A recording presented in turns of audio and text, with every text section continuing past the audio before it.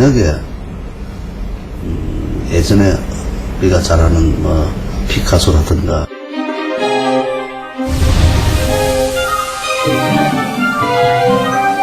유명한 고호라든가 옛날 화가들이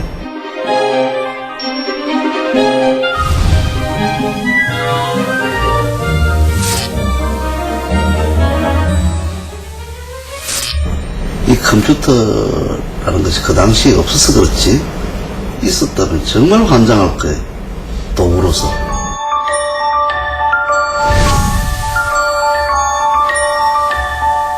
The engineer need to be an artist because idea is coming from the art. 물감이 빨리 굳지 않는 유화의 발명으로 화가들은 느긋하게 그림 그리는 여유를 갖게 됐습니다. 덕분에 우리도 세밀히 묘사된 그림 보는 재미를 얻었죠. 더 나아가 화가들이 물감을 어디든 가지고 다닐 수 있는 튜브 물감까지 갖게 되면서 실내를 벗어날 수 있게 된 화가들의 그림에는 햇빛, 바로 현장감까지 녹아들게 됐는데요.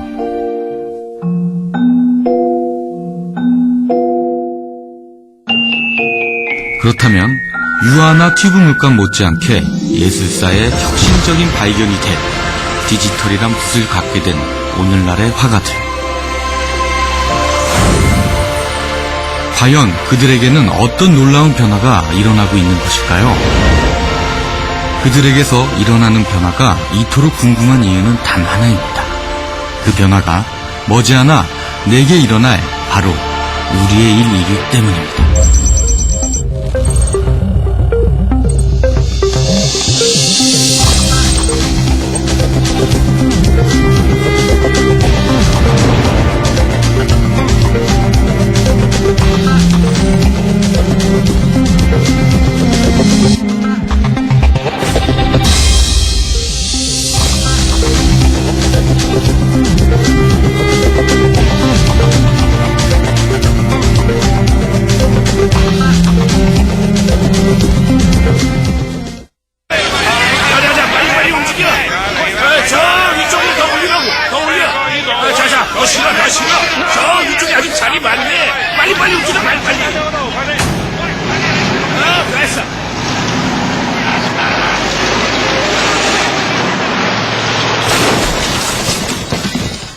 배송 중에는 여러 문제들이 발생할 수 있습니다.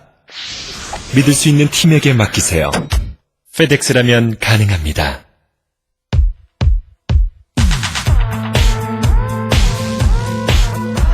포스란 느끼는 게 아니다. 담아내는 것이다. 인물의 포스. 올림푸스며. 직선은 누구나 똑같지만 곡선은 그 누구도 똑같이 그리지 않는다.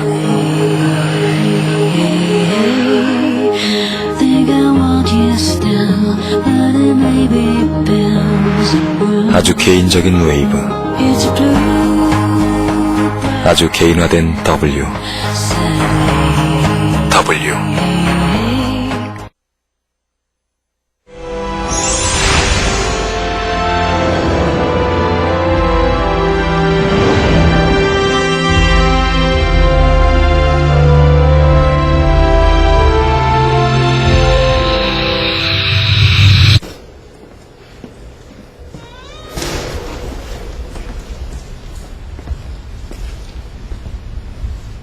はい、こちらがパフォーミングスクエアの大練習室というところでございます。広さは400平米ほどございます。で、市民の方が、発表の場ということでこの施設を要望されまして8年ほど前に完成している。 음악, 드라마, 미술 등 가나자와시의 시민예술촌에선 모든 예술 분야의 창작 활동이 가능합니다. 하루도 쉼없이 개방되는 이곳을 이용하는 데 지켜야 할 규칙은 단 2가지. 그건 역시도 화재와 쓰레기를 버리지 않는다는 지극히 상식적인 것이 전부입니다. 1996년 문을 연 이 예술 공간을 통해 가나자와시의 시민들뿐만 아니라 잠시 머물다 가는 외국인까지도 원한다면 누구나 예술가가 될 수 있습니다. というか市内にギャラリーがたくさんあります。でそういうところで自分の作品を展示したりとかそういうこともできますし。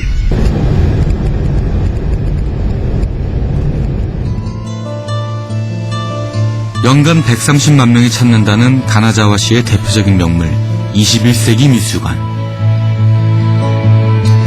이 미술관에서 가장 중요하게 생각하고 또 가장 공들여 기획하는 전시는 세계적으로 명성자자한 이름난 작가의 전시가 아닙니다. 市民の方々もここで自分の作品を発表したりするようなそんなスペースもあります。 인구 45만의 가나자와시에는 이런 미술관이 무려 7개나 있습니다. 이 때문인지 전체 시민 3분의 1 이상이 아마추어 예술가로 활동하고 있다고 합니다. 다들 취미로 한다는 창작 활동. 하지만 그 솜씨는 누가 봐도 이미 취미를 넘어선 경지입니다. この場所を与えられて自由に掘れるっていうこの石作れる場所があるっていうのはとても幸せなことだと思います。 가나자와시가 이토록 예술가 생활의 거리를 좁히려 노력하는 이유는 무엇일까요? 아마도 그건 예술가 생활의 거리가 좁으면 좁을수록 시민들의 입에서 행복이란 말을 쉽게 들을 수 있다는 걸 알기 때문은 아닐까요?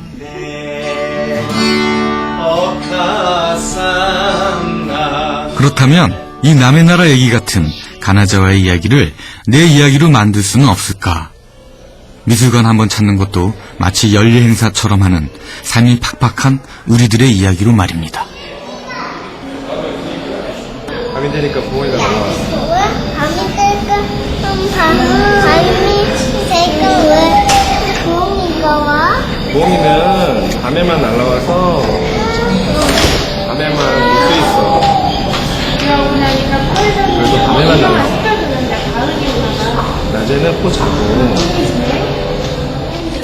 분명 평면의 그림을 보고 나누는 대화일 터인데 오가는 부녀의 대화가 참으로 구체적입니다. 부엉이가 날라왔다. 이 부녀 상상력 한번 뛰어나구나 했더니 놀랍게도 그게 아니었습니다. 실제로 그림 속에는 부엉이가 있을 뿐만 아니라 아침이 되자 밤의 황제는 그 종적을 감춰버리기까지 했는데요. 이쯤 되니 다른 그림들도 궁금해졌습니다. 이건 분명 겸재 정선이 그린 이 사실가 참 가시 없이 다르게 좋아. 요거 사이다 이거 하나 따면 예쁘겠다. 오늘 내 장미 예쁘게 한번 찍어 놓을게요. 자주 넘겨주셔야 돼요. 그럼. 정태섭 교수는 한 대학병원의 의사입니다. 그나저나 오늘 무슨 좋은 일이 있는 모양인데요. 이래가지고 들고 다니면은 환자들이 막 달라고 그래요. 몇 개 주고 그러기도 하고. 아이들이 이거 보면 굉장히 좋아하거든요. 당연히 그렇겠죠. 꽃을 보고 즐거워지는 맘이야 어디 남녀노소 가릴 것이 있나요? 어쨌든 이 꽃을 든 남자의 기분 좋은 생기가 병마의 우울한 기운 가득한 이곳에 장미향처럼 짙게 퍼지는 것 같습니다. 자, 여기가 목적지 같습니다.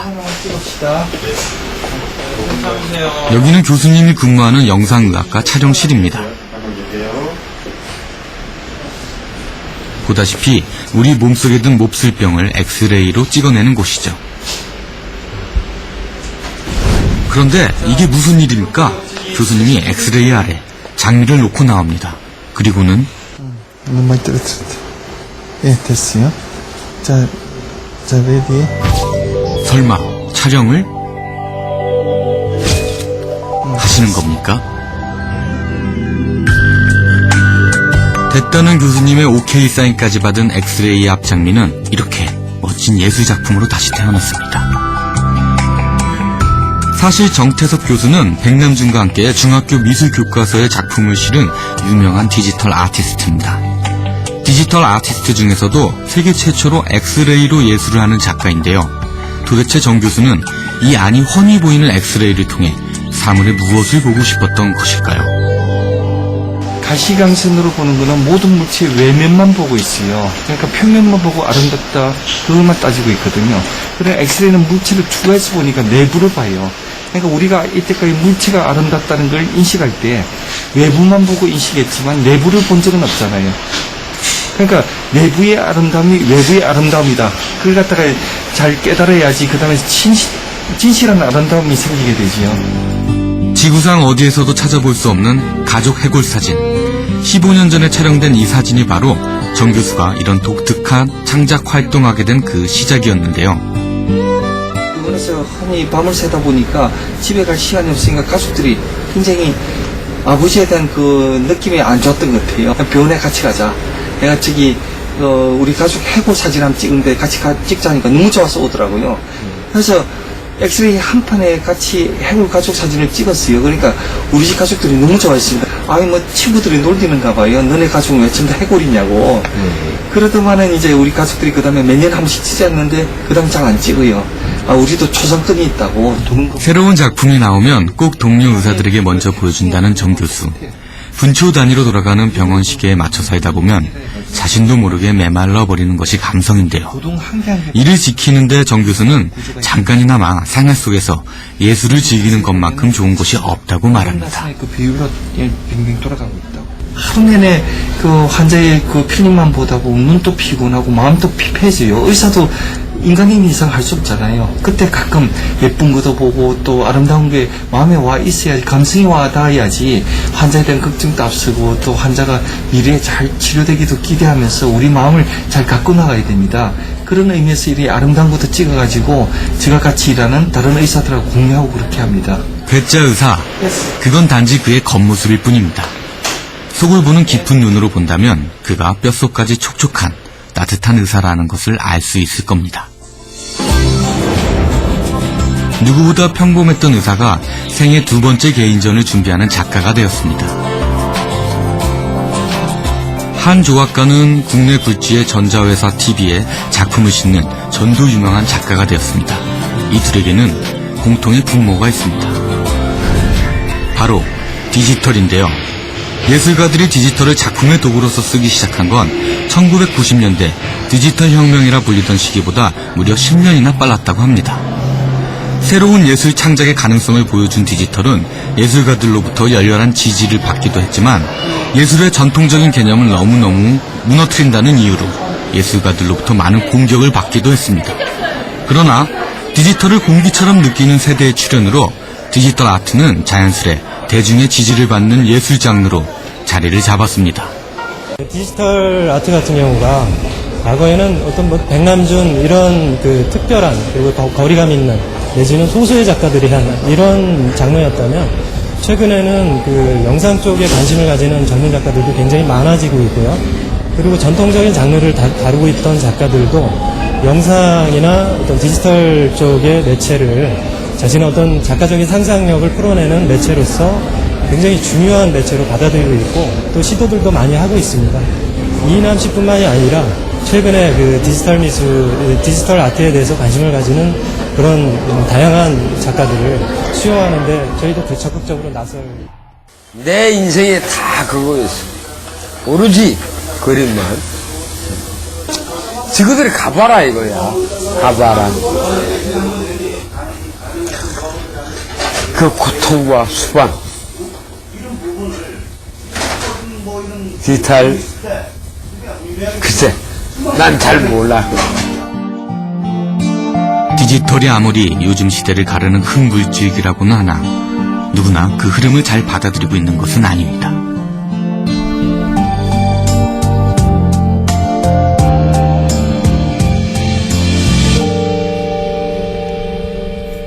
이제 막 동이 튼 이른 아침, 동양화가 최두호 화백이 소백산 꼭대기의 모습을 드러냈습니다. 생감자와 생쌀로 아침 끼니를 해결하는 걸 보니 최화백은 지금 무엇인가를 작정하고 기다리고 있습니다.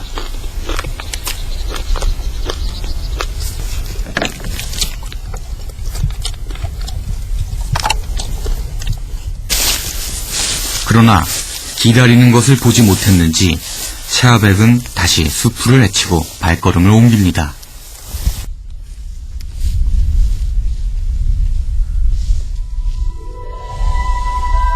그러길 얼마나 지났을까? 최하백의 발걸음이 멈춰섰는데요.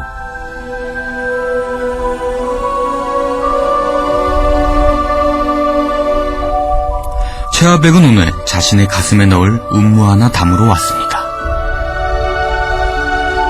이 장엄하기 그지없는 구름바다가 과연 최하백의 가슴에는 어떤 모습으로 담겼을까?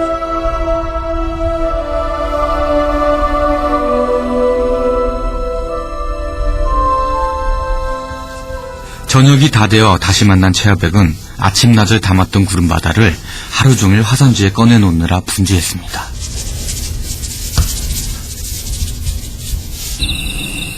그렇게 또 몇 시간을 기다렸습니다. 방 안에선 가장 예민한 작업, 운무가 그려지고 있었는데요. 운무는 화산지를 물에 흠뻑 적신 후 그 물과 손의 힘으로 조절된 먹의 농담으로 표현됩니다. 말이 쉽지 붓 끝에 먼지 한 톨만 있어도 물 먹은 화산지는 찢어지고 마는데요. 그나저나 드디어 작업이 끝난 것일까요? 그런데 운무는 한 줌의 재가 되고 있었습니다. 최하백은 한쪽이 설었다 했습니다. 우리 애들 무덤에 이게 수없이 태웠잖아. 오늘 하루 최하백의 수고 역시 한 줌의 재가 되고 이런 아들을 지켜보는 어머니의 마음도 까맣게 재가 되는 순간입니다. 어떤 때는 불쌍하다고 그냥 에이. 뭐가 그렇게 불쌍하세요? 그 고상하잖아. 그냥 마음대로 제 마음대로 하지도 못하고 글대쟁이한테 잡혀가지고 그냥 그러는 거고. 삭제 버튼 한 번이면 바로 실수가 없었던 일이 되는 컴퓨터가 있는 시대. 그 편리함을 마다하고 고통스러운 작업을 미련할 만큼 반복하는 그를 우리는 어떻게 보아야 하는 걸까요? 동상에 걸려서 발톱이 없어서 바로 걷지 못하는 이런 고통과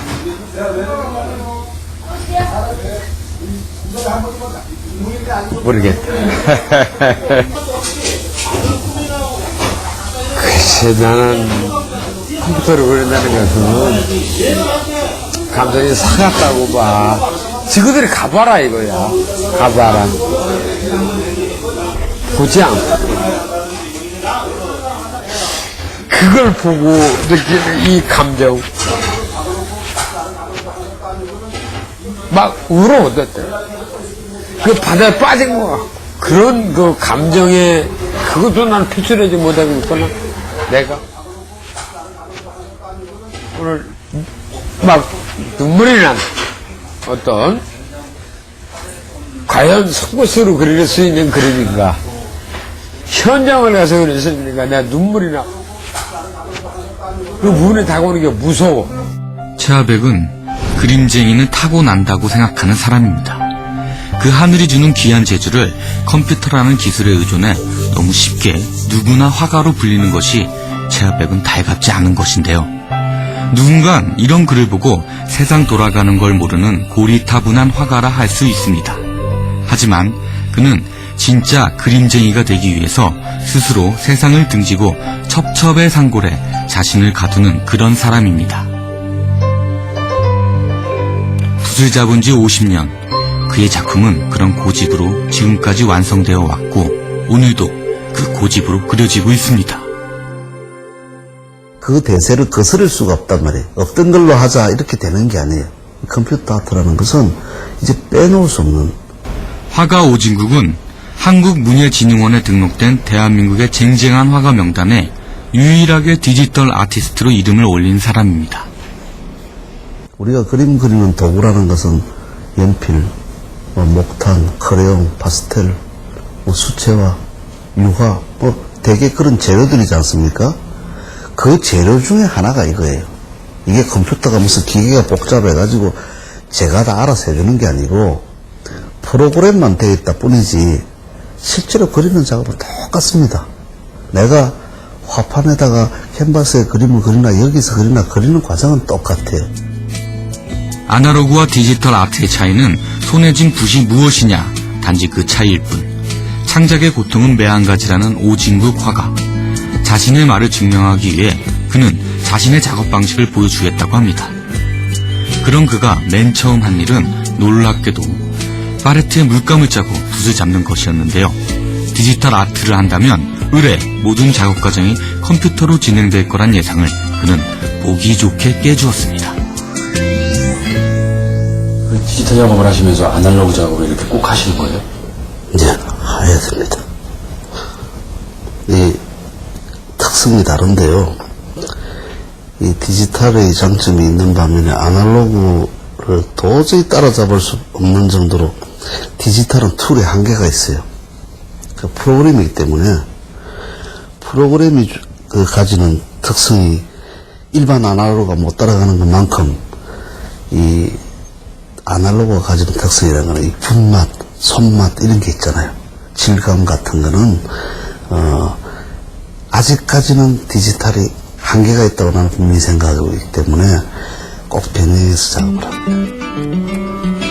이렇게 컴퓨터 작업을 하기 전에 붓질을 할 때도 있고 반대로 컴퓨터 작업이 끝난 후에 덧칠을 붓으로 할 때도 있습니다. 그때그때 영감에 따라 그 방식이 자유롭게 선택되어지는 것인데요. 이런 작업 방식을 하는 그는 그래서 디지털 아티스트 중에서도 디지털과 아날로그를 합친 디지로그 작가로 불립니다.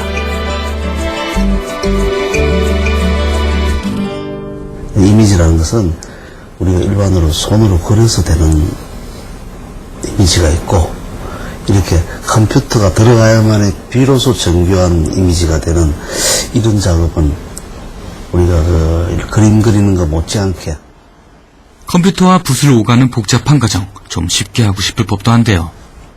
사람은 태생적으로 좀 습기가 있는 걸 좋아하거든요. 약간 촉촉해야 좀 감상이 묻어나지 않습니까? 근데 디지털 작품의 가장 그 단점이 이 아날로그를 접목시키지 않기 때문에 아주 드라이하단 말이에요. 그래서 제가 요즘 최근에 와서는 그림을 잘 그리는 일보다 어떻게 하면 그림을 못 그릴까만 연구를 한다. 그림을 잘 그리는 건 정말 사진처럼 잘 그리는 건 그건 좀 식상하거든요. 삐뚤삐뚤 좀 못 그린 그림 그게 마음에 와 닿는 거예요. 원래가. 그가 이렇게 디지털과 아날로그의 감수성이 공존하는 창작을 할 수 있는 건 그 둘을 모두 경험한 사람이기 때문일 겁니다. 정록색약으로 미술학도의 꿈을 접고 나이 50이 되어서야 독학으로 배운 컴퓨터 덕분에 평생의 꿈인 화가가 될 수 있었던 오진국 씨. 때문에 그의 창작 활동은 무척이나 왕성합니다. 무슨 일이 있어도 하루에 한 편은 꼭 작품을 만들고 완성된 작품은 12개의 블로그에 올려 사람들이 무료로 감상할 수 있게 하고 있는데요.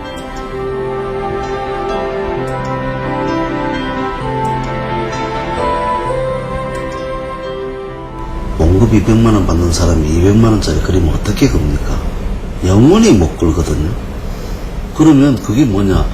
미술 대중화라는 것이 항상 옆에 두고 접할 수 있어야 되는데 특별한 마음 먹고 전시장에 한번 가야 구경할 수 있는 그런 문화가 그 문화가 나쁘다는 게 아니고 대중화하는 데는 좀 걸림돌이 되지 않느냐. 그런 점에서 볼 때는 디지털 아트는 상당히 그 역할을 할 수 있다고 제가 봐요. 50만 명이 넘는 블로그 방문자 수만 봐도 그의 그림에 대한 사람들의 호응도를 짐작하고도 남습니다. 하지만 이 때문에 늘어나는 게 있습니다. 바로 컴퓨터와 함께하는 그의 시간인데요. 어쨌든 매일 10시간 넘게 창작 활동을 한다는 그 덕분에 삭막한 공간, 인터넷 세상의 감성지수가 조금은 높아질 수 있을 것 같다는 기분 좋은 기대를 해봅니다.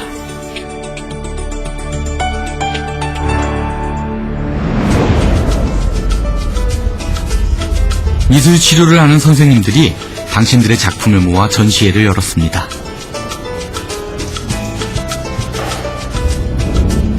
이번 전시회는 아이들의 다친 마음을 더 잘 어루만지고 싶은 선생님들의 절절한 고민이 만든 것이라는데요. 도대체 무슨 사연이 있는 걸까요?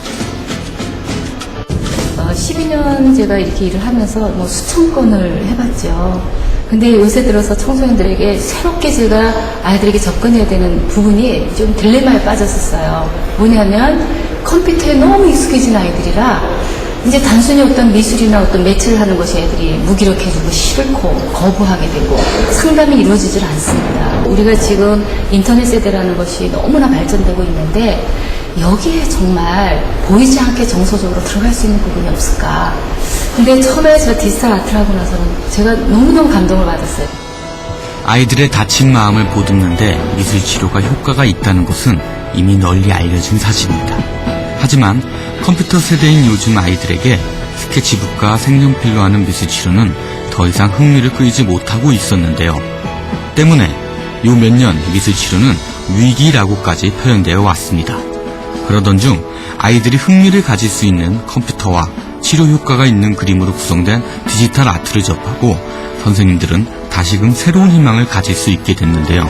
그렇다면 정말 디지털 아트는 이 선생님들의 기대대로 그 특별한 능력을 가지고 있는 것일까요? 게임은 한 몇 시간 정도 한다? 11시요. 아, 11시간. 먹지도 않고, 자지도 않고? 뭐 화장실만 다녔지 뭐 그리 많이 놀지는 않았어요. 누가 그렇게 너한테 게임을 많이 한다고 그래? 저요? 응. 엄마가. 근데 상규 생각은 어때? 엄마랑 그렇게 말씀하시는데, 상규 생각에는 어떻게 도와주면 좋을까? 응, 컴퓨터를. 덜 하고. 할 수 있겠지? 우리는 컴퓨터 사용 시간이 또래 친구들보다 많은 8명의 아이들과 함께 6차례에 걸친 디지털 이미지를 통한 미술치료 수업을 진행했습니다. 이 시간을 통해 스스로 컴퓨터를 하고 싶을 때까지만 하는 조절 능력을 아이들에게 갖게 해주고 싶었는데요. 과연 이 컴퓨터 때문에 마음의 상처를 입은 아이들이 컴퓨터를 통해서 다시 건강해질 수 있을까요? 투사검사를 통해서 아이가 정말 뭘 원하고 있고 어떤 아픔을 갖고 있고 어떤 것을 원하는지 좀 알아보려고 이제 한 2회에 걸쳐서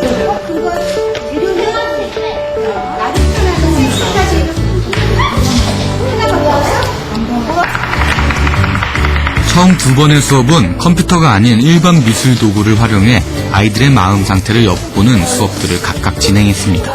당연히 문제를 제대로 알아야 그에 따른 제대로 된 해결책 역시 줄 수 있는 법일 테니 말이죠. 여느 또래들과 별반 다를 게 없는 모습. 과연 이 아이들의 현재 상태는 어떨까요?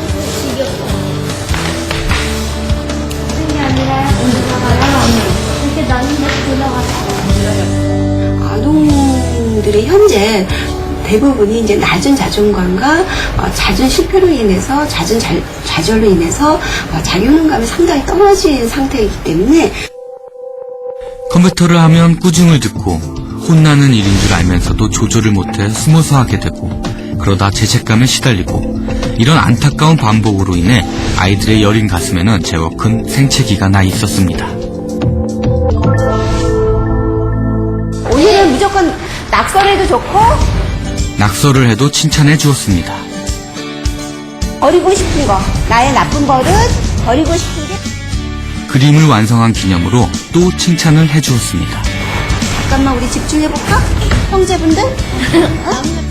할 수 있다는 말이 너무 예뻐. 역시 칭찬. 다른 친구들이 자기 얘기를 저렇게 솔직하게 할 때는 박수 쳐주는 거야, 박수. 그러다 보니 녀석들은 어느새 상장을 주고 싶을 만큼 기특한 모습을 보여주었습니다.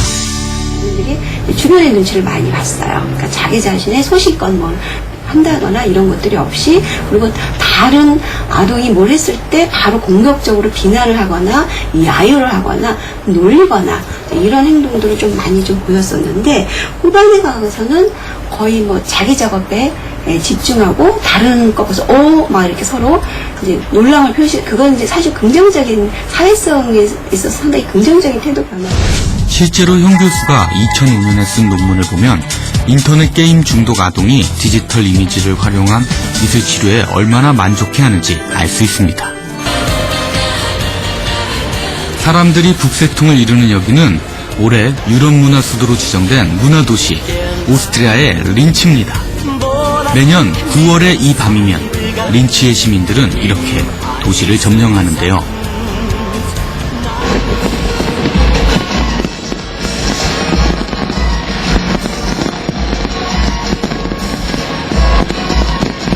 바로 세계 최고의 디지털 아트 축제로 평가받고 있는 아르스 일렉트로니카의 개막을 함께하기 위해서입니다. 30년 역사를 가진 아르스 일렉트로니카는 우리 사회에서 예술이 어떤 역할을 해야 하는지 고민하고 있는 곳입니다. 유럽에서 두 번째로 큰 강 다뉴브 강보다 린츠는 이 아르스 일렉트로니카로 더 유명합니다.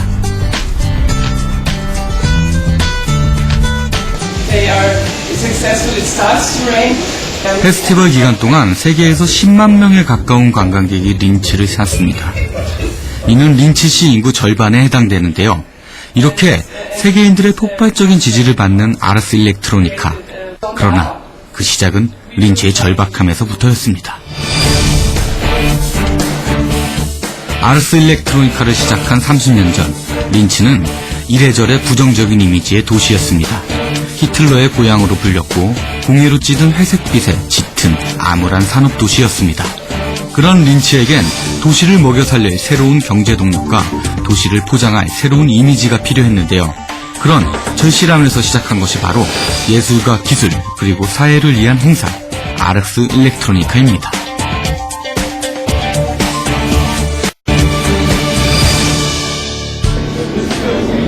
이제 아르스 일렉트로니카는 예술가들이 꼭 한번 참여하고 싶은 예술 축제로 더 유명합니다.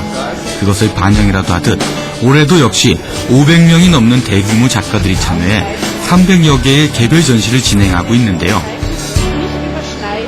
이 많은 전시 중 특히나 눈에 띄는 여기, 단연 돋보이는 사람들의 관심을 받는 이 부스에선 특별 초대 작가의 작품이 전시되고 있었는데요.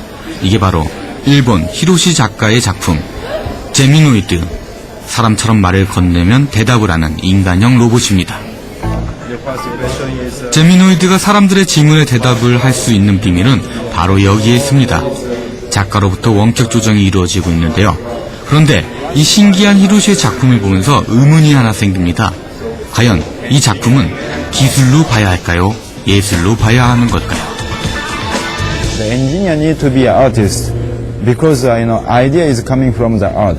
But what is the difference of engineering art? Art is here. Suppose this is art. Engineering is just like this. If we can reproduce that technology, that will be the engineering. But if we cannot reproduce, if that is just based on the intuitions by an artist, that is art. Art is much wider, right? And therefore, I will say we need to be an artist. In order to get the wider inspiration, and then we can be a better engineer. I think it's not only a role of art to make beautiful things.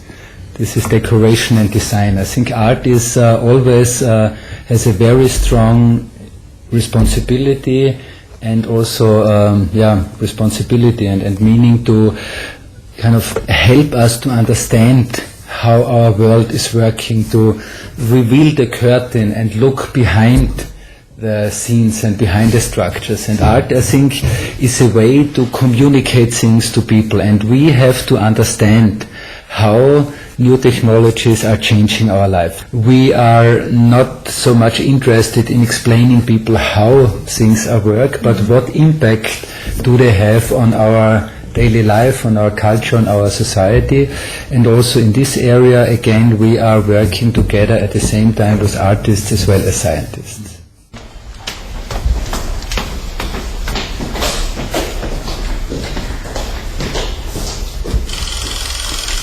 So this here is the actual Future Lab. Come in. So people, up to 40 people. Last December we were 14 different nations working here and on the floor above us of all kinds, as I explained before, of all kinds of different disciplines. So there is architects sitting here, software engineers sitting here, designers, physicists we have in the team, a lot of different disciplines. 과학자부터 디자이너, 심지어 사회학자까지 이 많은 전문가들이 예술가의 상상력이 현실에서 실현되도록 돕습니다. 지난 96년에 만들어진 이후 매년 100여 건의 작품을 수행하고 있는데요. 모두 14개국에서 온 이 다양한 전문가들이 이 한 공간에 이렇게 함께인 이유는 결국 예술이 최종적으로 향하는 곳은 예술가의 작품만이 아니라 다양한 사람들이 존재하는 이 사회이기 때문일 겁니다. publicly accessible cave environment, which was a VR infrastructure, probably the best VR infrastructure in this time. And we have made this infrastructure here also available for the industry in order to prototype things on this very, very new technology that's costly and expensive at this time. And the industry here in the area of, around Linz had the possibilities to test these new technologies for their own production, for their own design steps, without spending the entire money, so to say, to buy such a VR infrastructure. And this was one development path that the future lives. Do you think art and technology is becoming more inseparable? Let me put it that way. At the very beginning, we had a type of artist in the media field. We had a type of artist who had kind of two hearts in his breast beating, right? A technological heart and a artistic heart. 올해의 주제인 인간의 본질에 관한 작품을 보고 곳곳마다 사람들은 열띤 토론의 장을 펼칩니다. 아르스 일렉트로니카가 단순히 보고만 가는 연극 페스티벌과 차별되는 점이 바로 이 점입니다.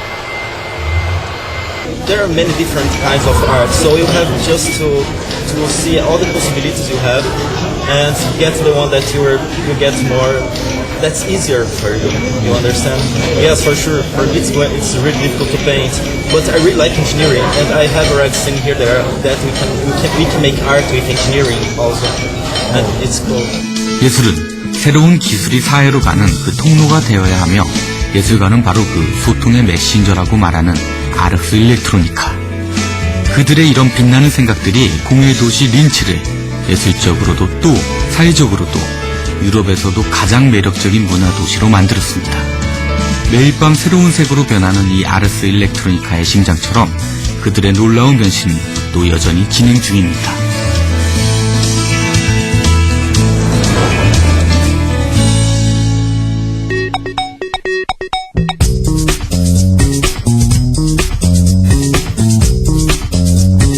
매튜는 손가락과 휴대폰만으로 그림을 그립니다. I'm attracted to sculpture, and I'd love to come to Korea and try your brush painting. I think it's very beautiful. I'd like to try myself working on the rice paper. Really, whatever you feel like doing, whatever creative inspirations you have. I mean, it's really hard to say, what I'll do. The thing that has been so enjoyable for me is to rediscover painting as I did when I was a child, and really just painting whatever comes into my head. 보이는 대로 마음이 가는 풍경을 휴대폰으로 10여 분 만에 뚝딱 그려내는 매튜. 매튜에게 휴대폰은 언제 어디서든 가장 쉽게 꺼내어 쓸 수 있는 캔버스이자 붓인데요. 그나저나 이렇게 큰 세상을 작은 휴대폰 안에 담는 것이 좀 답답하지 않을까요? I don't get the same feel drawing with this. I don't get the same freedom that I get with the iPhone, where I'm just drawing with my hand. I'm finger painting. With the iPhone, I'm finger painting like when I was a child. And for me, that's what it's about, is going back and drawing exactly the same way and with the same inspiration as when I was a child. And for me, that there's really no better way for an artist to express himself than to have the satisfaction of drawing like when he was a child. Or if an elephant in the library or some mice in a cup, I draw whatever I want. 가만 보면 매튜의 그림에는 여전히 아이 같은 순수한 동심이 보입니다. 어렸을 때부터 그림 그리는 것을 좋아했다는 매튜. 종이와 연필에서 휴대폰으로 그림 그리는 도구만 바뀌었을 뿐 매튜는 여전히 소년 매튜와 똑같은 감성으로 그림을 그린다고 했습니다.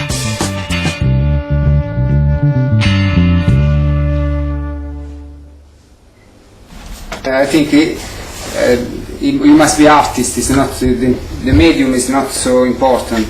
I think Matthew found the possibility of making pictures with iPhone. 그동안 휴대폰으로 그린 그림을 모아 매튜는 곧 전시회도 열 생각입니다. No, maschera di contrasto. People will do more. They'll do a lot more. They'll do it all the time. Soon we won't make a distinction between digital and non-digital. People will paint or they won't paint. They'll develop ideas in the digital format and then they'll take them offline. I think it's wonderful, and I think we're going to see a lot of great creativity that would have otherwise been lost. 디지털의 발달로 어린 시절의 감성이 그리웠던 얼음 매치는 언제 어디서든 그 감성을 즐길 수 있는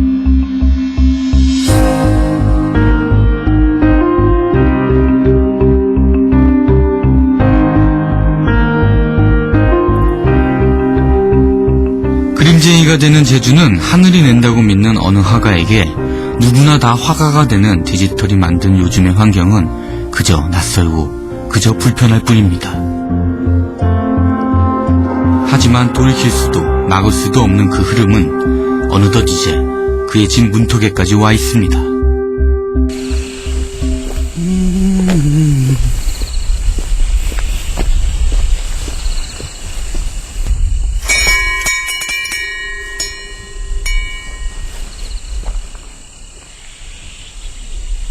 아, 저 이 작가입니다. 아이고, 있어요.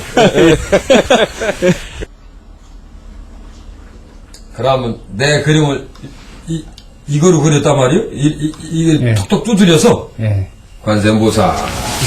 아니, 어떻게 이 안에 들어가 있어, 그림이?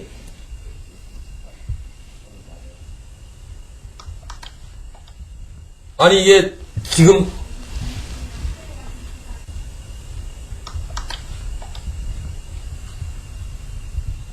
여기다 꽃도 피고 여름도 그리고 그래? 그거는 예, 요번에는 제가 시간이 좀 부족해서 수상 작품을 이렇게 끝내린 거고 그리고 이게 우리 이 선생님만 할 수 있는 거예요? 다른 어떤 디지털을 하는 사람들이 할 수 있는 거예요? 누구나 할 수 있습니다. 누구나. 그러나 여기 이제 어떤 작가의 어떤 의도 또 어떤 감성을 이렇게 융합시키냐 이거에 따라서 작품이 많이 변화가 있고 그 차이가 굉장히 중요한 것 같습니다. 아니 또 최하병님 우리 이제 또 발견 못하신 게 있는데 이 자세히 한번 봐보십시오. 낙관이 있습니다.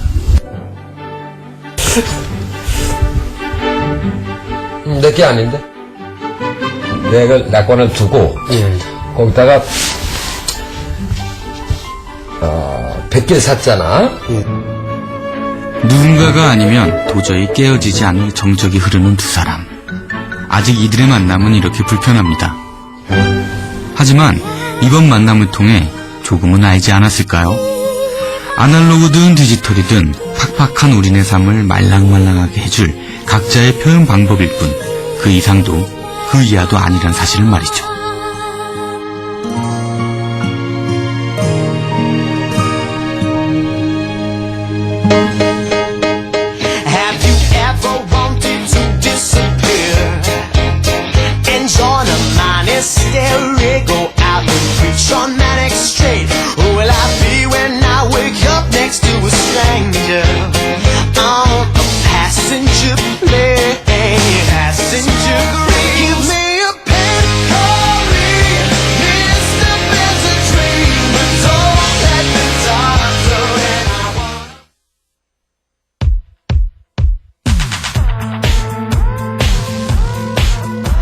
포스란 느끼는 게 아니다.